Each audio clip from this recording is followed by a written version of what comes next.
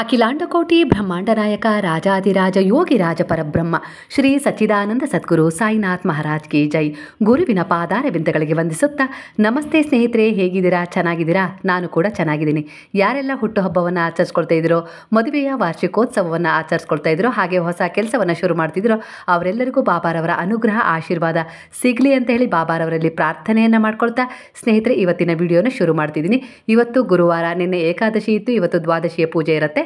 ಹಾಗಾಗಿ ಮನೆಯಲ್ಲಿ ತುಳಸಿ ಇತ್ತು, ಅದನ್ನು ನಾನು ಕಟ್ಟಿ ಬಾಬಾರವರಿಗೋಸ್ಕರ ಹಾರವನ್ನು ತಯಾರು ಮಾಡ್ಕೊಳ್ತಾ ಇದ್ದೀನಿ. ಹಾಗೆ ಸ್ವಲ್ಪ ಬಿಡಿ ಹೂಗಳನ್ನು ಕೂಡ ಕೊಯ್ದಿಟ್ಕೊಂಡಿದ್ದೀನಿ. ಹಾಗೆ ಈಗ ಹೂ ಸ್ವಲ್ಪ ಕಡಿಮೆ ಆಗಿದೆ ಮನೆ ಹಿತ್ತಲಲ್ಲಿ, ಹಾಗಾಗಿ ನಾನು ಸ್ವಲ್ಪ ಪೇಟೆಯಿಂದ ಕೂಡ ಹೂವನ್ನು ತರಿಸಿದ್ದೀನಿ ಸ್ನೇಹಿತರೆ. ದಿನನಿತ್ಯ ಬೆಳಗ್ಗೆ ನನ್ನ ಶುರು ಆಗೋದೇ ನನ್ನ ದಿನನಿತ್ಯದ ಕರ್ಮಗಳನ್ನು ಮುಗಿಸಿದ ನಂತರ ಬಾಬಾರವರ ಪೂಜೆಯೊಂದಿಗೆ ನನ್ನ ದಿನ ಶುರು ಆಗುತ್ತೆ ಸ್ನೇಹಿತರೆ. ಬೆಳಗ್ಗೆ ನಾನು ಆದಷ್ಟು ಬೇಗನೆ ಪೂಜೆ ಮಾಡ್ಕೊಳ್ತೀನಿ. ಹಾಗೆ ನಿನ್ನೆ ಏಕಾದಶಿ ಇದ್ದಿದ್ದರಿಂದ ಇವತ್ತು ಕೂಡ ಬೇಗನೆ ಎದ್ದು ದ್ವಾದಶಿ ಪೂಜೆಗೆ ಎಲ್ಲ ತಯಾರಿಯನ್ನು ಮಾಡ್ಕೊಳ್ತಾ ಇದ್ದೆ. ನೈವೇದ್ಯ ಎಲ್ಲ ಮಾಡಬೇಕಲ್ಲ, ಹಾಗೆ ನನ್ನ ಬಾಬಾರವರ ಪ್ರೀತಿಯ ಗುರುವಾರವಾಗಿತ್ತಲ್ಲ ಇವತ್ತು, ಹಾಗಾಗಿ ದ್ವಾದಶಿ ಪೂಜೆಗೆ ನಾನೆಲ್ಲ ತಯಾರಿ ಮಾಡ್ಕೊಳ್ತಿದ್ದೆ. ಏಕಾದಶಿ ಆಚರಣೆಯನ್ನು ಕೂಡ ಮಾಡ್ತೀನಿ ಸ್ನೇಹಿತರೆ, ಉಪವಾಸ ಮಾಡ್ತೀನಿ. ಹಾಗೆ ಇವತ್ತು ಗುರುವಾರ, ನಿನ್ನೆ ಏಕಾದಶಿ ಉಪವಾಸವನ್ನ ಮಾಡಿದ್ದೆ. ಹಾಗೆ ಇವತ್ತು ಕೂಡ ಗುರುವಾರ ಇರುತ್ತಲ್ಲ, ಹಾಗಾಗಿ ಸ್ವಲ್ಪ ಏನಾದರೂ ನೀರು ಇಲ್ಲ ಹಾಲು ಈ ರೀತಿ ಪದಾರ್ಥಗಳನ್ನು ತಗೊಂಡು ಕೂಡ ಉಪವಾಸವನ್ನ ಮಾಡ್ತೀನಿ ಸ್ನೇಹಿತರೆ. ಒಂದೊಂದ್ಸರಿ 2 ದಿನ ಈ ರೀತಿ ಸಂದರ್ಭ ಬಂದಾಗ ಖಂಡಿತವಾಗಿ ಸ್ವಲ್ಪ ಉಪಹಾರವನ್ನು ತಗೊಂಡು ನಾನು ಯಾವಾಗಲೂ ಏಕಾದಶಿ ಪೂಜೆಯನ್ನು ಮಾಡ್ತೀನಿ. ಕೆಲವರು ಹೊಸಬ್ರು ಕಮೆಂಟ್ ಮಾಡಿ ತಿಳಿಸ್ತಾ ಇದ್ರು, ನೀವು ಬಾಬಾರವರ ಪೂಜೆನ ಹೇಗೆ ಮಾಡ್ತೀರಾ ತೋರಿಸ್ರಿ ಅಂತೇಳಿ. ಹಿಂದೆ ಕೂಡ ನಾನು ವಿಡಿಯೋ ಮಾಡಿದ್ದೀನಿ ಸ್ನೇಹಿತರೆ. ನಾನು ಬಾಬಾರವರ ಪೂಜೆನ ಈ ರೀತಿಯಾಗಿ ಸರಳವಾಗಿ ಮಾಡ್ಕೊಳ್ತೀನಿ. ಬೆಳಗ್ಗೆ ನನ್ನ ದಿನನಿತ್ಯದ ಕೆಲಸವನ್ನು ಮುಗಿಸ್ಕೊಂಡು ನಂತರ ನಾನು ಶುದ್ಧವಾದ ನೀರಿಗೆ ಸ್ವಲ್ಪ ಅರಿಶಿನ, ಹಾಲು, ಜೇನುತುಪ್ಪ, ಮೊಸರು, ರೋಸ್ ವಾಟರು ಹೀಗೆ ಎಲ್ಲವನ್ನ ಸಪರೇಟಾಗಿ ಇಟ್ಕೊಂಡು ನಾನು ಅಭಿಷೇಕ ಮಾಡಿ ನಂತರ ನಾನು ಬಾಬಾರವರ ಮೂರ್ತಿಗೆ ಶುದ್ಧವಾದ ನೀರಿಂದ ಮತ್ತೊಮ್ಮೆ ನಾನು ಅಭಿಷೇಕ ಮಾಡಿಕೊಂಡು ಬಾಬಾರವರ ಮೂರ್ತಿಯನ್ನು ಚೆನ್ನಾಗಿ ಒರೆಸಿ ನಾನು ಎಲ್ಲಿ ಪೂಜೆ ಮಾಡ್ತೀನಲ್ಲ ಅದೇ ಜಾಗದಲ್ಲಿ ಇಟ್ಟು ನಂತರ ಬಾಬಾರವರಿಗೆ ಗಂಧ ಚಂದನ ತೇದರೆ ಹಚ್ತೀನಿ ಸ್ನೇಹಿತರೆ. ಅರಿಶಿನವನ್ನು ಮಾತ್ರ ಪಾದಗಳಿಗೆ ಹಚ್ಚೋದು, ಯಾವುದೇ ಕಾರಣಕ್ಕೂ ನಾನು ಹಣೆಗೆ ಕುಂಕುಮವನ್ನು ಇಡೋದಿಲ್ಲ. ನಾನು ಇಟ್ಟಿರೋದು ಗಂಧ ಮತ್ತು ಚಂದನ ಮಿಕ್ಸ್ ಮಾಡಿ ತೇದಿರೋದನ್ನೇ ಇಟ್ಟಿರೋದು ಸ್ನೇಹಿತರೆ. ಇದು ನನ್ನ ಅಭ್ಯಾಸ ಆಗಿದೆ. ಹಾಗೆ ನನ್ನ ಪೂಜೆ ಕೂಡ ಈ ರೀತಿಯಾಗಿರುತ್ತೆ. 9 ದೀಪಗಳ ಆರತಿಯನ್ನು ಬೆಳಗ್ಗೆ ಕೂಡ ಮಾಡ್ತೀನಿ. ಕೆಲವೊಮ್ಮೆ ನಾನು ಈ ರೀತಿಯಾಗಿ ಅಲಂಕಾರ ಮಾಡಿ 11 ದೀಪಗಳನ್ನು ಸುತ್ತಮುತ್ತ ಇಟ್ಟು ಬೆಳಗಿಸ್ತೀನಿ. ಇಲ್ಲ 54 ದೀಪಗಳನ್ನು ಬೆಳಗ್ತೀನಿ, ಇಲ್ಲ 108 ದೀಪಗಳನ್ನು ಸಹ ಬೆಳಗ್ತೀನಿ.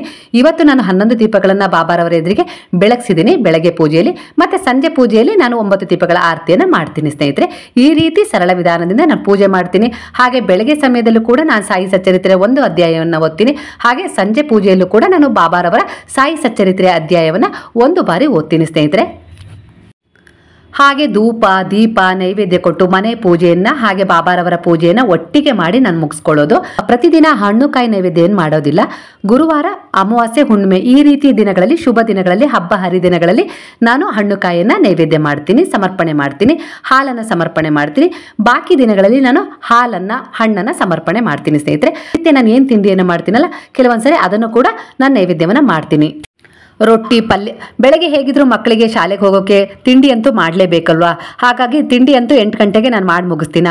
ಅದನ್ನೇ ಅವಲಕ್ಕಿ ಆಗಿರ್ಬೋದು, ಕಿಚಡಿ ಆಗಿರ್ಬೋದು, ಪಲಾವ್ ಆಗಿರ್ಬೋದು, ರೊಟ್ಟಿ ಪಲ್ಯ ಆಗಿರ್ಬೋದು, ಈ ರೀತಿಯಾಗಿ ನಾನು ಏನು ಮಾಡ್ತೀನೋ ಅದನ್ನು ಬಾಬಾರವರಿಗೆ ಮೊದಲು ನೈವೇದ್ಯ ಮಾಡಿ ನಂತರ ಮಕ್ಕಳಿಗೆ ಕೊಟ್ಕೊಳ್ಸೋದು ಸ್ನೇಹಿತರೆ.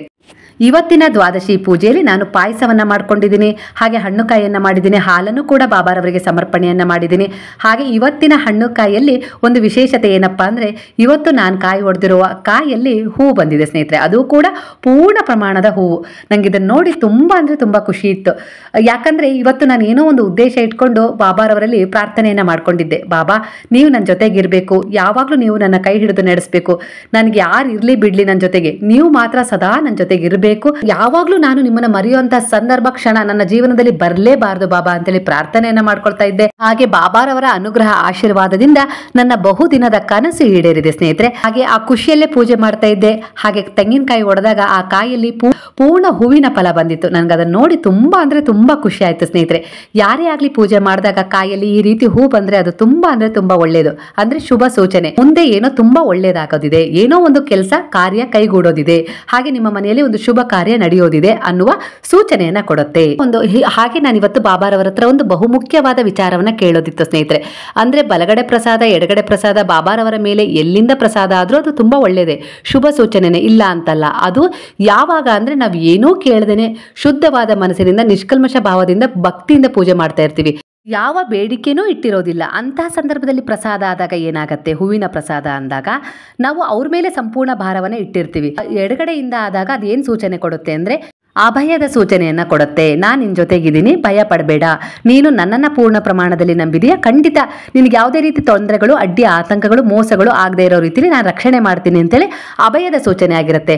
ಅದೇ ಬಲಗಡೆಯಿಂದ ಕೊಟ್ಟಾಗ ಸಂಪೂರ್ಣವಾದ ಆಶೀರ್ವಾದವಾಗಿರುತ್ತೆ. ನಾವೇನು ಅನ್ಕೊಂಡಿರ್ತೀವಲ್ವ, ಮನಸ್ಸಲ್ಲಿ ಏನೋ ಒಂದು ಆಲೋಚನೆ ಇದ್ದೇ ಇರುತ್ತೆ, ಅದು ಪ್ರಗತಿಯಾಗತ್ತೆ, ಒಳ್ಳೇದಾಗತ್ತೆ ಅನ್ನೋ ಸೂಚನೆ, ಆಶೀರ್ವಾದ ಸಂಪೂರ್ಣವಾಗಿ ಕೊಡೋ ರೀತಿಲಿ. ಅದೇ ನಾವು ಏನಾದರೂ ಒಂದು ಉದ್ದೇಶ ಇಟ್ಕೊಂಡು, ಕೆಲಸದ ಉದ್ದೇಶ ಇಟ್ಕೊಂಡು, ಏನಾದರೂ ಒಂದು ಒಳ್ಳೆಯ ಉದ್ದೇಶ ಇಟ್ಕೊಂಡು ಬೇಡಿಕೆ ಇಟ್ಟಾಗ ನಾವು ಎಡ ಮತ್ತೆ ಬಲ ಅಂತೇಳಿ ಕೇಳಲೇಬೇಕಾಗತ್ತೆ ಸ್ನೇಹಿತರೆ. ಯಾಕಂದ್ರೆ ನಾವು ಹೋಗುವ ದಾರಿ ಎರಡು ತರ ಇರುತ್ತೆ. ಆ ಎರಡು ದಾರಿಯಲ್ಲಿ ಯಾವ ದಾರಿಯನ್ನು ಆಯ್ಕೆ ಮಾಡ್ಕೊಳ್ಬೇಕು ಅನ್ನೋದು ನಮಗೆ ಗೊಂದಲ ಆಗತ್ತೆ. ನಾವು ಮನುಷ್ಯರ ಹತ್ರ ಕೇಳಿದಾಗ ಅಲ್ಲಿ ನಮಗೆ ಉತ್ತರ ಸರಿ ಸಿಗೋದಿಲ್ಲ, ನಮಗೆ ನಂಬಿಕೆನೂ ಇರೋದಿಲ್ಲ. ಅಂತ ಸಂದರ್ಭದಲ್ಲಿ ಎಡ ಬಲ ಅಂತ ಕೇಳಿದಾಗ ಖಂಡಿತವಾಗಿಯೂ ನಮಗೆ ಪರಿಹಾರ ಸಿಗತ್ತೆ ಸ್ನೇಹಿತರೆ. ವ್ಯವಹಾರ ಮಾಡು, ನನ್ನ ಸಂಪೂರ್ಣ ಆಶೀರ್ವಾದ ಇದೆ ಅಂದ್ರೆ ಬಲಗಡೆ ಕೊಡು, ಬೇಡಪ್ಪ ವ್ಯವಹಾರ ಸರಿ ಇಲ್ಲ ಅಂತೇಳಿ ಎಡಗಡೆ ಪ್ರಸಾದ ಆದಾಗ ನಾವು ನಮ್ಮ ಮನಸ್ಸಲ್ಲಿ ಕ್ಲಿಯರ್ ಮಾಡ್ಕೊಂಡ್ಬಿಡ್ತೀವಿ, ಅದು ಬೇಡ, ಅಲ್ಲಿ ಏನೋ ತಪ್ಪಿದೆ ಅಂತೇಳಿ ಹಿಂದಕ್ಕೆ ಸರಿದು ಬಿಡ್ತೀವಿ. ಈ ಸೂಚನೆ ಆಗಿರುತ್ತೆ. ಪೂರ್ಣ ಪ್ರಮಾಣದಲ್ಲಿ ನಾವು ನಂಬಿಕೆ ಇಟ್ಟು ಶರಣ ಆದಾಗ ನಾವು ಈ ರೀತಿ ಕೇಳೋದೇ ಬೇಡ. ಎಡಗಡೆ ಆದಾಗ ಅಭಯ ಅಂದ್ರೆ ಅವರೇ ತಡೆದು ಬಿಡ್ತಾರೆ, ಅಲ್ಲಿ ಆಗ್ತಾನೆ ಇರೋದಿಲ್ಲ. ನಾವು ಎಷ್ಟೇ ಪ್ರಯತ್ನ ಪಟ್ಟರು ಆ ಕೆಲಸ ಆಗ್ತಾ ಇರೋದಿಲ್ಲ. ಅದು ಲೋನೇ ಆಗಿರ್ಬೋದು, ಇಲ್ಲ ಯಾವುದೋ ಒಂದು ಮದುವೆ ಕೆಲಸ ಆಗಿರ್ಬೋದು, ಮಕ್ಕಳಾಗಿರ್ಬೋದು, ಯಾವುದೋ ಒಂದು ವ್ಯವಹಾರಕ್ಕೆ ಕೈ ಆಗ್ತಾ ಇದೀವಿ ಅಂದ್ರೆ ಅದು ತನ್ನಿಂದ ತಾನೇ ಆಗ್ತಾ ಇರಲ್ಲ. ಎಡಗಡೆ ಪ್ರಸಾದ ಬಾಬಾ ಕೊಟ್ಟಾಗ ಅಭಯ ಕೊಡ್ತಾ ಇರ್ತಾರೆ, ಅಂದ್ರೆ ಯಾವುದೇ ರೀತಿ ಮೋಸ, ವಂಚನೆ, ಲಾಸ್ ಆಗದೆ ಇರೋ ರೀತಿಯಲ್ಲಿ ನಮ್ಮನ್ನ ತಡಿತಾ ಇರ್ತಾರೆ. ಹಾಗಾಗಿ ಆ ಕೆಲಸ ಆಗೋದಿಲ್ಲ. ನಾವು ಅನ್ಕೊಳ್ತೇನೆ ಇರ್ತೀವಿ, ಅಯ್ಯೋ ಬಾಬಾರವರ ಹತ್ರ ಪ್ರಸಾದ ಕೇಳಿದ್ದೆ, ಎಡಗಡೆಯಿಂದ ಪ್ರಸಾದ ಕೊಟ್ಟಿದ್ರು, ಆದ್ರೂ ಕೂಡ ಯಾಕೋ ಏನೋ ಆಗ್ಲೇ ಇಲ್ಲ, ಬಲ ಎಡ ಅಂತ ನಾನು ಕೇಳಿರ್ಲಿಲ್ಲ, ಆಶೀರ್ವಾದ ಮಾಡ್ರಿ ಅಂತ ಕೇಳಿದ್ದೆ, ಆದ್ರೂ ಕೂಡ ಆಶೀರ್ವಾದ ಮಾಡಿದ್ರು, ಯಾಕೋ ಆಗ್ಲಿಲ್ಲ ಅಂತೇಳಿ ನಾವು ಪರಿತಪಿಸ್ತೀವಲ್ವಾ. ಅದಕ್ಕೆ ಕಾರಣ ಇದೇ ಆಗಿರುತ್ತೆ ಸ್ನೇಹಿತರೆ. ಅದೇ ನಾವೇನಾದ್ರು ಪ್ರಾರ್ಥನೆಯನ್ನ ಮಾಡ್ತಾ ಇದ್ದಾಗ ಮನಸ್ಸಲ್ಲಿ ಏನೋ ಒಂದು ಇಚ್ಛೆ ಇಟ್ಕೊಂಡು ಪಟ್ಟಂತ ಬಲಗಡೆಯಿಂದ ಪ್ರಸಾದ ಆಯ್ತು ಅಂದ್ರೆ ಆ ಕ್ಷಣನೇ ಆ ಕೆಲಸ ಆಗ್ಬಿಡುತ್ತೆ ಸ್ನೇಹಿತರೆ. ಒಂದು ಬೇಡಿಕೆ ಇರೋದಿಲ್ಲ. ಅಂತಹ ಸಂದರ್ಭದಲ್ಲಿ ಬಾಬಾ ಎಲ್ಲಿಂದ ಆಶೀರ್ವಾದ ಮಾಡಿದ್ರು ಅದು ನಮಗೆ ಒಳ್ಳೆಯದೇ ಸ್ನೇಹಿತರೆ, ಇಲ್ಲ ಅಂತಲ್ಲ. ಆದರೆ ನಾವು ಕೆಲವೊಂದು ಸಂದರ್ಭದಲ್ಲಿ ಕೆಲವೊಂದು ವಿಚಾರಗಳಲ್ಲಿ ಸಿಕ್ಕ ಹಾಕೊಂಡಿರ್ತೀವಿ, ಅದನ್ನು ಮಾಡೋದೋ ಬೇಡೋ. ಇಂತಹ ಸಂದರ್ಭದಲ್ಲಿ ನಾವು ಮನುಷ್ಯರ ಅಭಿಪ್ರಾಯವನ್ನು ತಗೊಂಡಾಗ ಏನಾಗುತ್ತೆ ಅಂದರೆ ಮಾಡೋ, ಮುಂದೆ ಏನಾಗುತ್ತೆ ನೋಡೋಣ ಅಂತೀವಿ, ಕೆಲವೊಂದು ಸಾರಿ ಬೇಡ ಅಂತೀವಿ. ಈ ರೀತಿ ಅಭಿಪ್ರಾಯದೊಂದಿಗೆ ನಾವು ಆ ಕೆಲಸವನ್ನು ಶುರು ಮಾಡಿದಾಗ ಕೆಲವೊಂದು ಸಾರಿ ಲಾಸ್ ಆಗ್ಬಿಡುತ್ತೆ. ಆಗ ಮತ್ತೆ ಬಂದು ನಾವು ಯಾರನ್ನ ಬೇಡ್ತೀವಿ, ಬಾಬಾರವರ ಹತ್ರ ಕೇಳ್ತೀವಿ, ಬಾಬಾ ನಿನ್ನನ್ನು ಕೇಳಿ ನಾನು ಕೆಲಸ ಶುರು ಮಾಡಿದ್ದೆ, ನೀನು ಪ್ರಸಾದವನ್ನು ಕೊಟ್ಟಿದ್ದೆ, ಅನುಗ್ರಹಿಸಿದ್ದೆ, ಆದರೂ ಕೂಡ ಯಾಕೆ ಈ ರೀತಿ ಲಾಸ್ ಆಯಿತು ಅಂತ ಹೇಳಿ ನಾವು ಪ್ರಶ್ನೆ ಮಾಡ್ತೀವಲ್ವಾ ಸ್ನೇಹಿತರೆ. ಅದಕ್ಕೋಸ್ಕರನೇ ಏನಾದರೂ ಒಂದು ವ್ಯವಹಾರವನ್ನು ಶುರು ಮಾಡ್ತಾ ಇದೀವಿ ಅಂದಾಗ ನಾವು ಏನು ಮಾಡಬೇಕು ಅಂದರೆ, ಬಾಬಾ ಆ ಕೆಲಸ ನನಗೆ ಒಳ್ಳೇದಿದೆ, ಯಶಸ್ಸು ತಂದುಕೊಡುತ್ತೆ, ಅಲ್ಲಿ ಯಾವುದೇ ರೀತಿ ತೊಂದರೆ ಬರಲ್ಲ, ಅಡ್ಡಿ ಆತಂಕಗಳು ಬರಲ್ಲ ಅಂದರೆ ಒಂದು ಬಲಗಡೆಯಿಂದ ಒಂದು ಆಶೀರ್ವಾದ ಮಾಡಿ ನನ್ನನ್ನು ಹರಿಸಿ ಅಂತ ಹೇಳಿ ಪ್ರಾರ್ಥನೆಯನ್ನು ಮಾಡ್ಕೊಳ್ಬೇಕು. ಬೇಡ ಆ ಕೆಲಸ ಮಾಡೋದೇ ಬೇಡ ಮಗು, ಅದರಿಂದ ತೊಂದರೆ ಆಗತ್ತೆ ಅನ್ನೋದಾದ್ರೆ ಎಡಗಡೆಯ ಪ್ರಸಾದ ಕೊಟ್ಟು ಒಂದು ಸೂಚನೆಯನ್ನು ಕೊಡ್ರಿ, ಆ ಕೆಲಸ ಮಾಡೋದು ಬೇಡ ಅಂತ ಹೇಳಿ ಸೂಚನೆ ಕೊಡ್ರಿ ಅಂತ ಕೇಳಿದಾಗ ಏನಾಗುತ್ತೆ ಅಂದರೆ, ಯಾಕೆ ಈ ಉದಾಹರಣೆಯನ್ನು ಕೊಡ್ತಿದ್ದೀನಿ ಅಂದರೆ ಸ್ನೇಹಿತರೆ, ಮೊನ್ನೆ ಒಬ್ಬರು ನನಗೆ ನನ್ನ ಮಗ ಅಕ್ವೇರಿಯಂ ಶಾಪ್ ಓಪನ್ ಮಾಡಬೇಕು ಅಂತ ಇದ್ದಾನೆ, ಹಾಗಾಗಿ ಅವನಿಗೆ ಲೋನ್ ಹಾಕಿದ್ದೀವಿ, ಲೋನ್ ಆಗ್ತಾ ಇಲ್ಲ. ಬಾಬಾರವರು ಹಿಂದೆ ನನಗೆ ಬೇಡಿದ್ದೆಲ್ಲವನ್ನ ಕೊಟ್ಟಿದ್ದಾರೆ, ಎಲ್ಲ ಒಳ್ಳೇದಾಗಿದೆ, ಆದರೆ ಈ ಲೋನ್ ವಿಚಾರದಲ್ಲಿ ತುಂಬಾ ಅಡೆತಡೆ ಬರ್ತಾ ಇದೆ, ತಡ ಆಗ್ತಾ ಇದೆ ಅಂತ ಹೇಳಿದರು. ಅವಾಗ ನಾನು ಹೇಳಿದೆ, ತಡ ಆಗ್ತಾ ಇದೆ ಅಂದರೆ ಸುಮ್ಮನೆ ತಡ ಆಗ್ತಾ ಇಲ್ಲ, ಅಲ್ಲೊಂದು ಬಲವಾದ ಕಾರಣ ಇದ್ದೇ ಬಾಬಾರವರು ತಡ ಮಾಡ್ತಾ ಇದ್ದಾರೆ. ಆ ಲೋನ್ ಅಂತೂ ಮಾಡ್ಕೊಡ್ತಾರೆ, ಇಲ್ಲ ಅಂತಲ್ಲ, ಆದರೆ ಆ ಕೆಲಸ ಸರಿ ಇಲ್ಲ ಅಂತ ಹೇಳಿ ಅನ್ಸುತ್ತೆ, ಅದಕ್ಕೋಸ್ಕರನೇ ತಡ ಆಗ್ತಾ ಇದೆ. ಯಾಕಂದ್ರೆ ನೀವು ಈ ದುಡ್ಡನ್ನ ಅಲ್ಲಿ ಇನ್ವೆಸ್ಟ್ ಮಾಡಿದ್ರೆ ನಿಮ್ಗಲ್ಲಿ ಲಾಸ್ ಆಗತ್ತೆ, ಅದಕ್ಕೋಸ್ಕರನೇ ಬಾಬಾ ಈ ಲೋನನ್ನು ತಡಿತಾ ಇರೋದು. ಇವಾಗ ನೀವು ನನ್ನ ಹತ್ರ ಈ ಬೇಡಿಕೆಯನ್ನು ಇಟ್ಟಿದ್ದೀರಾ ಅಂದರೆ ಕೇಳ್ತಾ ಇದ್ದೀರಾ ಈ ವಿಚಾರವನ್ನ ಅಂದರೆ, ನಿಮಗೋಸ್ಕರ ನಾನು ಬಾಬಾರವರ ಹತ್ರ ಒಂದು ಪ್ರಸಾದವನ್ನು ಕೇಳ್ತೀನಿ ಅಂದರೆ ಲೋನ್ ಅಂತೂ ಆಗತ್ತೆ, ಲೋನ್ ಕೊಡಬಾರ್ದು ಅಂತ ಬಾಬಾ ಇಲ್ಲ. ಆದರೆ ಈಗ ನಿಮಗೆ ಈ ತಕ್ಷಣ ನಿಮಗೆ ಲೋನ್ ಆಗಿಬಿಟ್ರೆ ನೀವೇನು ಮಾಡಬೇಕು ಅಂತ ಇರ್ತೀರಲ್ಲ, ಅಕ್ವೇರಿಯಂ ಶಾಪ್ ಅದನ್ನು ಓಪನ್ ಮಾಡ್ತೀರಾ, ಅದರಲ್ಲಿ ನಿಮಗೆ ಪ್ರಗತಿ ಹೊಂದಲಿಕ್ಕೆ ಸಾಧ್ಯ ಇಲ್ಲ, ನಷ್ಟ ತೋರಿಸುತ್ತದು. ಹಾಗಾಗಿ ಬಾಬಾ ತಡಿತಾ ಇದ್ದಾರೆ. ಹಾಗಾಗಿ ಬಾಬಾರವರ ಹತ್ರ ಒಂದು ಪ್ರಸಾದವನ್ನು ಕೇಳ್ತೀನಿ, ಬಾಬಾ ನೀವು ಲೋನ್ ಅಂತೂ ಮಾಡ್ಕೊಡ್ತೀರಿ, ಇಲ್ಲ ಅಂತಲ್ಲ, ಆದರೆ ನೀವು ಯಾಕೆ ಲೋನನ್ನು ತಡ ಮಾಡ್ತಾ ಇದ್ದೀರಿ ಅಂದರೆ ಖಂಡಿತವಾಗಿಯೂ ಅವನು ಆರಿಸ್ಕೊಂಡಿರುವ ಆ ವ್ಯವಹಾರ ಇದೆಯಲ್ಲ ಅದು ಸರಿ ಇಲ್ಲ ಅನ್ಸುತ್ತೆ, ಅವನಿಗೆ ನಷ್ಟ ಆಗುತ್ತೆ, ಹಾನಿ ಉಂಟು ಮಾಡುತ್ತೆ, ಹಾಗಾಗಿ ನೀವು ಈ ರೀತಿ ತಡೆ ಹಿಡಿತಾ ಇದ್ದೀರಿ, ಅದು ನನಗೆ ಗೊತ್ತಿದೆ. ಹಾಗಾಗಿ ಅದೇ ಮಾತು ಸತ್ಯವಾದರೆ ಎಡಗಡೆಯಿಂದ ಒಂದು ಪ್ರಸಾದವನ್ನು ಕೊಟ್ಟು ಆ ಕೆಲಸ ಮಾಡೋದು ಬೇಡ ಅಂತ ಹೇಳಿ ನೀವು ಆಶೀರ್ವಾದ ಮಾಡ್ರಿ ಅಂತೇಳಿ ನಾನು ಪ್ರಾರ್ಥನೆಯನ್ನು ಮಾಡಿದ್ದೆ. ಅದೇ ಪ್ರಕಾರ ಬಾಬಾ ಲೋನ್ ಆಗುತ್ತೆ ಅಂತ ಹೇಳಿ ಬಲಗಡೆಯಿಂದ ಪ್ರಸಾದ ಕೊಟ್ಟರು, ಆದರೆ ಅಕ್ವೇರಿಯಂ ವ್ಯವಹಾರ ಮಾಡೋದು ಬೇಡ, ಆ ಶಾಪ್ ಓಪನ್ ಮಾಡೋದು ಬೇಡ ಅಂತ ಬಲವಾಗಿ ಎಡಗಡೆಯಿಂದ ಪ್ರಸಾದ ಕೊಟ್ಟರು ಸ್ನೇಹಿತರೆ. ಅಂದರೆ ನಾನು ನಿನ್ನೆ ಕೂಡ ಅವ್ರ ಪರವಾಗಿ ಪ್ರಸಾದ ಕೇಳಿದಾಗ ಕೂಡ ಎಡಗಡೆಯಿಂದನೇ ಪ್ರಸಾದ ಆಗಿತ್ತು. ಆದರೂ ಕೂಡ ಇವತ್ತು ಅವ್ರ ಸಮಾಧಾನಕ್ಕೋಸ್ಕರ ಮತ್ತೊಂದ್ಸರಿ ನಾನು ಪ್ರಸಾದವನ್ನು ಕೇಳಿ, ಬಾಬಾ ನಿನ್ನೆನೂ ಕೇಳಿದ್ದೆ, ನನಗೆ ನಂಬಿಕೆ ಇದೆ, ನೀವು ಒಂದ್ಸರಿ ಪ್ರಸಾದ ಕೊಟ್ಬಿಟ್ರೆ ಅದು ಖಂಡಿತವಾಗಿಯೂ ಅದನ್ನು ನಡೆಸ್ಕೊಡ್ತೀರಾ ಅನ್ನೋ ಭರವಸೆ ನನಗಿದೆ. ಆದರೂ ಕೂಡ ಬೇರೆಯವ್ರ ವಿಚಾರದಲ್ಲಿ ನಾನು ನಿಮಗೆ ಕೇಳ್ತಾ ಇದ್ದೀನಲ್ವಾ, ಆ ಹುಡುಗ ತುಂಬ ಆಸೆ ಇಟ್ಕೊಂಡಿದ್ದಾನೆ ಅಕ್ವೇರಿಯಂ ಶಾಪ್ ಓಪನ್ ಮಾಡಬೇಕು ಅಂತೇಳಿ. ಒಂದ್ಸರಿ ಅದನ್ನು ಬೇಡ ಅಂತ ಹೇಳಿದಾಗ ಮಕ್ಕಳು ಒಂದೊಂದ್ಸರಿ ಒಪ್ಕೊಳ್ಳಲ್ಲ, ತುಂಬ ಹಠ ಮಾಡ್ತಾರೆ. ಅಯ್ಯೋ ನಾನು ಅದರಲ್ಲಿ ತುಂಬ ಆಸೆ ಇಟ್ಕೊಂಡಿದ್ದೆ, ಫ್ರೆಂಡ್ಸ್ ಹೇಳಿದ್ದ, ಅವ್ರು ಹೇಳಿದ್ರು ಇವ್ರು ಹೇಳಿದ್ರು ತುಂಬ ಲಾಭ ಇದೆ ಅಂತ ಹೇಳಿ, ಈಗ ಹೀಗಾಗ್ಬಿಡ್ತಲ್ಲ ಅಂತೇಳಿ ಅವ್ರ ಮನಸ್ಸಲ್ಲಿ ಏನೋ ಒಂದು ರೀತಿ ಅಳುಕಿರುತ್ತೆ, ಇಲ್ಲ ಅಸಮಾಧಾನ ವ್ಯಕ್ತವಾಗುತ್ತೆ, ಇಲ್ಲ ಒಂದೊಂದ್ಸರಿ ಸಿಟ್ಟು ಬರುತ್ತೆ, ಈ ರೀತಿ ಎಲ್ಲ ಆಗುತ್ತೆ ಬಾಬಾ. ಹಾಗಾಗಿ ನಾನು ಗುರುವಾರ ದಿನ ಪೂಜೆ ಮಾಡ್ತೀನಲ್ಲ, ಅವಾಗ ಕೂಡ ನೀವು ಎಡಗಡೆಯಿಂದನೇ ಅವನಿಗೋಸ್ಕರನೇ ನಾನು ಒಂದು ಹೂವನ್ನು ಪ್ರಸಾದವಾಗಿ ಕೇಳ್ತೀನಿ.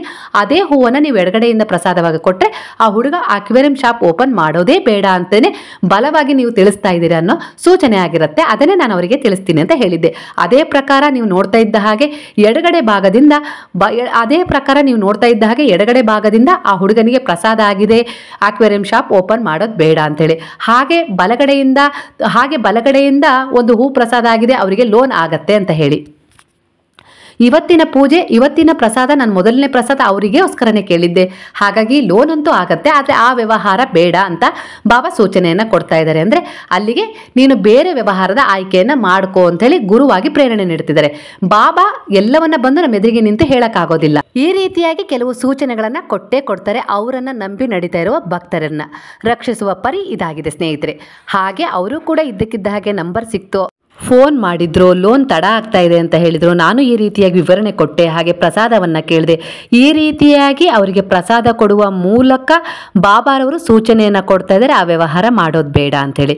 ಅಂದರೆ ತನ್ನನ್ನು ಬಲವಾಗಿ ನಂಬಿ ಭರವಸೆ ಇಟ್ಟು ನಡೀತಾ ಇರುವ ಭಕ್ತರ ಬದುಕನ್ನು ಯಾವ ರೀತಿ ಉಳಿಸ್ತಾರೆ ಬಾಬಾ, ನಷ್ಟ ಹೊಂದೋದನ್ನು, ಹಾನಿ ಆಗೋದನ್ನು, ಒಟ್ಟಾರೆಯಾಗಿ ಹೇಳಬೇಕಂದ್ರೆ ಹಾಳಾಗೋದನ್ನು ಈ ರೀತಿಯಾಗಿ ತಡಿತಾರೆ ಅನ್ನೋದಕ್ಕೆ ಇದು ಒಂದು ಬಲವಾದ ಸೂಚನೆ. ಅಂದರೆ ಬಾಬಾ ಆ ಹುಡುಗನಿಗೆ ಎಚ್ಚರಿಸ್ತಾ ಇದ್ದಾರೆ, ಈ ವ್ಯವಹಾರ ಬೇಡ, ಅಂದರೆ ಒಳ್ಳೆಯ ಆಯ್ಕೆಯನ್ನು ಮಾಡ್ಕೋ ಅಂತ ಹೇಳ್ತಾ ಇದ್ದಾರೆ ಸ್ನೇಹಿತರೆ. ಹಾಗಾಗಿ ಈ ವಿಡಿಯೋ ನೋಡ್ತಾ ಇದ್ದೀರಾ, ಅವ್ರಿಗೆ ಅರ್ಥ ಆಗೇ ಆಗುತ್ತೆ ಸ್ನೇಹಿತರೆ.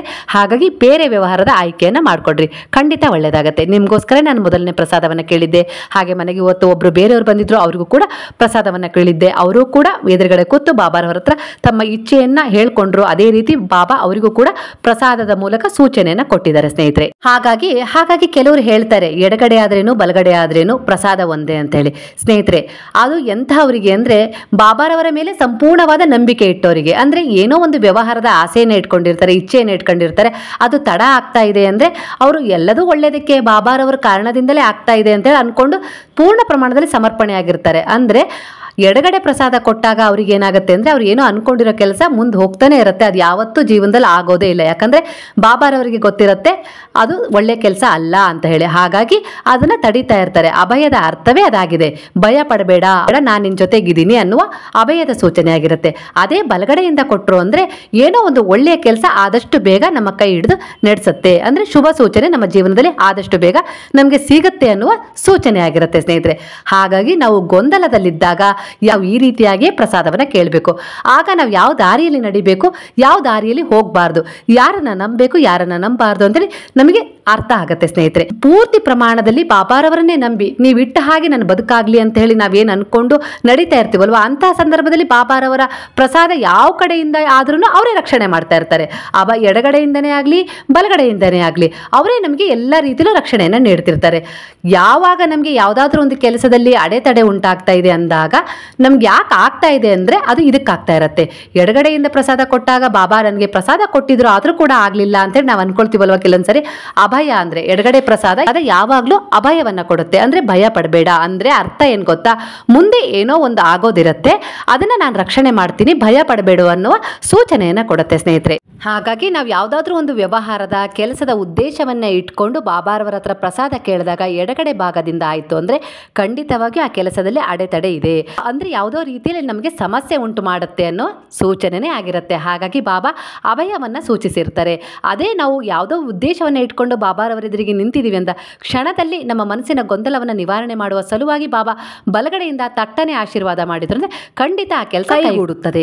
ಹಾಗಾಗಿ ಸ್ನೇಹಿತರೆ, ನಮ್ಮ ಜೀವನದಲ್ಲಿ ಯಾವಾಗಲಾದರೂ ಎರಡು ಆಯ್ಕೆಗಳ ಸಮಯ ಸಂದರ್ಭ ಬಂದಾಗ ಖಂಡಿತವಾಗಿಯೂ ನಾವು ಈ ರೀತಿ ಬಾಬಾರವರಲ್ಲಿ ಪ್ರಶ್ನೆಯನ್ನು ಕೇಳಿ ಪ್ರಸಾದದ ಮೂಲಕ ಅದಕ್ಕೆ ಪರಿಹಾರವನ್ನು ಕಂಡುಕೊಳ್ಳುವುದು ಅತ್ಯಂತ ಸೂಕ್ತ. ನಾವು ಬಾಬಾರವರನ್ನು ನಂಬಿ ನಡೀತಿದ್ದೀವಿ ಅಂದರೆ ಖಂಡಿತವಾಗಿಯೂ ಬಾಬಾ ಅದಕ್ಕೆ ಪರಿಹಾರ ಕೊಟ್ಟೇ ಕೊಡ್ತಾರೆ. ನಾವು ಅವರನ್ನು ಎಷ್ಟು ಭಕ್ತಿ ಶ್ರದ್ಧೆ ಏಕಾಗ್ರತೆಯಿಂದ ನಂಬಿರ್ತೀವೋ ಅದರ ಪ್ರಕಾರವೇ ನಮ್ಮ ಜೀವನವನ್ನು ಭವಿಷ್ಯವನ್ನು ಬಾಬಾ ರೂಪಿಸಿಕೊಡುವ ಭಾರವನ್ನು ಸಂಪೂರ್ಣವಾಗಿ ಭರಿಸಿದ್ದಾರೆ ಸ್ನೇಹಿತರೆ. ಇಷ್ಟೇ ಆಗಿರುತ್ತೆ ಪ್ರಸಾದದ ಅರ್ಥ. ಹಾಗಾಗಿ ಕೆಲವರಿಗೆ ತುಂಬ ಗೊಂದಲ ಇತ್ತು. ತುಂಬ ಜನ ಈ ಪ್ರಸಾದದ ಬಗ್ಗೆ, ಹೂವಿನ ಪ್ರಸಾದದ ಬಗ್ಗೆ ನಮಗೆ ಅರ್ಥ ಆಗೋದಿಲ್ಲ, ಯಾವ ರೀತಿ ಪ್ರಸಾದ ಕೇಳಬೇಕು ಅಂತೇಳಿ ಪ್ರಶ್ನೆಯನ್ನು ಕೇಳಿದ್ರು ಸ್ನೇಹಿತರೆ. ಅವರಿಗೂ ಕೂಡ ಉತ್ತರ ಸಿಕ್ಕಿದೆ ಅಂತೇಳಿ ಅಂದ್ಕೊಳ್ತೀನಿ. ಅಂದರೆ ನಾವು ಯಾವುದೇ ರೀತಿ ಭಾವ ಇಲ್ಲದೆ ನೀನೇ ಎಲ್ಲ, ನೀನೇನು ಮಾಡ್ತೀಯೋ ನೀನೇ ಎಲ್ಲ, ಅಂದರೆ ನಾನು ಅಂದ್ಕೊಂಡಿರೋ ಕೆಲಸ ಆಗದಿದ್ರೂ ಪರವಾಗಿಲ್ಲ, ಆದರೂ ಪರವಾಗಿಲ್ಲ, ನಿನ್ನ ಪಾದಗಳ ಮೇಲೆ ಸಮರ್ಪಣೆ ಅಂದಾಗ ಬಾಬಾ ಯಾವ ಕಡೆಯಿಂದನೇ ಪ್ರಸಾದ ಕೊಡಲಿ ಅದನ್ನು ನಾವು ಒಪ್ಕೊಂಡು ಸುಮ್ಮನಾಗ್ಬಿಡ್ತೀವಿ. ಆಗ ನಾವು ಎಷ್ಟು ದೃಢವಾಗಿರ್ತೀವಿ ಅಂದರೆ ಆ ಕೆಲಸ ಆಗಲಿಲ್ಲ ಅಂದರೆ ಬಾಬಾರವರ ಇಚ್ಛೆ ಇರಲಿಲ್ಲ ಹಾಗಾಗಿ ಆಗಲಿಲ್ಲ, ಯಾವುದೋ ಲೋನ್ ಮುಂದೆ ಹೋಗ್ತಾ ಇದೆ ಅಂದರೆ ಬಾಬಾ ಇಷ್ಟಪಡ್ತಾ ಇಲ್ಲ ಅದಕ್ಕೆ ಅದು ಆಗ್ತಾ ಇಲ್ಲ ಅಂತೇಳಿ ನಾವು ಅಂದ್ಕೊಟ್ಬಿಡ್ತೀವಿ. ಅಲ್ಲಿ ನಮಗೆ ಪ್ರಸಾದದ ಅವಶ್ಯಕತೆ ಇರೋದಿಲ್ಲ. ಆದರೆ ಕೆಲವೊಂದು ಸರಿ ಏನಾಗುತ್ತೆ ಅಂದರೆ ನಾವು ಮಾಡಲೇಬೇಕು ಅಂತೇಳಿ ಉತ್ಸಾಹದಿಂದ ಮುನ್ನುಗ್ತಾ ಇರ್ತೀವಿ, ವಯಸ್ಸು ಅಲ್ವಾ, ಆ ಸಂದರ್ಭದಲ್ಲಿ ಏನಾಗ್ಬಿಡುತ್ತೆ ಅಂದರೆ ನಮ್ಮ ಒಂದು ಮಾರ್ಗದರ್ಶನದ ಅವಶ್ಯಕತೆ ಇದ್ದೇ ಇರುತ್ತೆ ಸ್ನೇಹಿತರೆ. ಅಂತಹ ಸಂದರ್ಭದಲ್ಲಿ ನೀವು ಗುರುವಿನ ಎದುರಿಗೆ ನಿಂತು ಬಲಗಡೆ ಎಡಗಡೆ ಪ್ರಸಾದವನ್ನು ಕೇಳಿ ನಿಮ್ಮ ಗೊಂದಲವನ್ನು ಪರಿಹಾರ ಮಾಡ್ಕೊಳ್ಬೋದು ಸ್ನೇಹಿತರೆ. ಈ ರೀತಿಯಾಗಿರುತ್ತೆ ಗುರುವಿನ ಮತ್ತು ನಮ್ಮ ಮಧ್ಯೆ ಇರುವ ಒಂದು ಅವಿನಾಭಾವ ಸಂಬಂಧ. ಅವರು ನಮ್ಮಿಂದ ಹೊರಗಲ್ಲ, ನಮ್ಮ ಒಳಗೆ ಇದ್ದಾರೆ. ಹಾಗಾಗಿ ನಮ್ಮ ಅಂತರಾತ್ಮದ ಮೂಲಕವೇ ಅವರು ಯಾವ ಸರಿ ಯಾವ ತಪ್ಪು ಅಂತ ಹೇಳಿ ನಮಗೆ ಗೊತ್ತಾಗ್ತಾ ಇರುತ್ತೆ. ಆದರೂ ಕೂಡ ಸರಿಯಾದ ತೀರ್ಮಾನ ತಗೊಳಕ್ ಆಗ್ತಾ ಇರಲ್ಲ. ಅಂತ ಸಂದರ್ಭದಲ್ಲಿ ನಾವು ಬಾಬಾರವರ ಪಾದಗಳಿಗೆ ಸಮರ್ಪಣೆ ಮಾಡಿ ಈ ರೀತಿಯಾಗಿ ಪ್ರಾರ್ಥನೆಯನ್ನು ಸಲ್ಲಿಸಿದಾಗ, ಹಾಗೆ ಆ ಪ್ರಾರ್ಥನೆಯ ಮೇಲೆ ಪೂರ್ಣ ವಿಶ್ವಾಸವನ್ನಿಟ್ಟಾಗ ಖಂಡಿತವಾಗಿಯೂ ಬಾಬಾ ಅದನ್ನು ನಮಗೆ ಸೂಚನೆಯ ಮೂಲಕ, ಹೂವಿನ ಪ್ರಸಾದದ ಮೂಲಕ ಕೊಟ್ಟೇ ಕೊಡ್ತಾರೆ. ಆಗ ನಾವು ಅಷ್ಟೇ ವಿಶ್ವಾಸದಿಂದ, ಸಂತೋಷದಿಂದ, ಆಗುವ ಅನಾಹುತದಿಂದ ಬಾಬಾ ನಮ್ಮನ್ನು ತಪ್ಪಿಸಿದ್ರು ಅಂತೇಳಿ ಕೃತಜ್ಞತೆಯ ಭಾವವನ್ನು ಹೊಂದಿ ನಾವು ಅದರಿಂದ ಹಿಂದೆ ಸರಿದು ಬೇರೆ ವ್ಯವಹಾರದಲ್ಲಿ ಮುಂದುವರಿಬೇಕು. ಯಾವುದು ಸರಿ ಯಾವುದು ತಪ್ಪು ಅಂತೇಳಿ ಈ ರೀತಿ ನೀವು ಬಾಬಾರವರನ್ನ ನಂಬಿ ಆಯ್ಕೆ ಮಾಡ್ಕೊಳ್ಳಿ. ಖಂಡಿತವಾಗಿ ನಿಮ್ಮ ಜೀವನದಲ್ಲಿ ತಪ್ಪುಗಳಾಗೋದಿಲ್ಲ. ಮೋಸ ವಂಚನೆಗಳಿಂದ ನೀವು ಪಾರಾಗ್ತೀರಾ, ನಷ್ಟದಿಂದ ಪಾರಾಗ್ತೀರಾ ಸ್ನೇಹಿತರೆ. ನಾವು ಗುರುವಿನ ಪಾದಗಳಿಗೆ ಸಮರ್ಪಣೆಯಾಗಿದ್ದೀವಿ, ನಮ್ಮ ಜೀವನವನ್ನು ಸಮರ್ಪಣೆ ಮಾಡಿದ್ದೀವಿ, ಭವಿಷ್ಯವನ್ನು ಸಮರ್ಪಣೆ ಮಾಡಿದ್ದೀವಿ ಅಂದರೆ ಖಂಡಿತವಾಗಿಯೂ ನಮ್ಮ ಪರವಾಗಿ, ಬಾಬಾರವರನ್ನು ನಂಬಿದ ಭಕ್ತರ ಪರವಾಗಿ ಅವರ ದಯೆ, ಕರುಣೆ, ಪ್ರೇಮ ಹೀಗೆ ಇರುತ್ತೆ ಸ್ನೇಹಿತರೆ. ಈ ಮಾಹಿತಿ ನಿಮಗೆ ಸಂಪೂರ್ಣವಾಗಿ ಅರ್ಥವಾಗಿದೆ ಅಂತೇಳಿ ಅನ್ಕೊಳ್ತೀನಿ. ನಿಮಗೂ ಕೂಡ ಬಾಬಾರವರು ಈ ವ್ಯವಹಾರ ಮಾಡೋದು ಬೇಡ ಅಂತೇಳಿ ಸೂಚನೆಯನ್ನು ಕೊಟ್ಟಿದ್ದಾರೆ. ಮುಂದಿನ ನಿರ್ಧಾರ ನಿಮ್ಮ ಕೈಯಲ್ಲೇ ಇದೆ.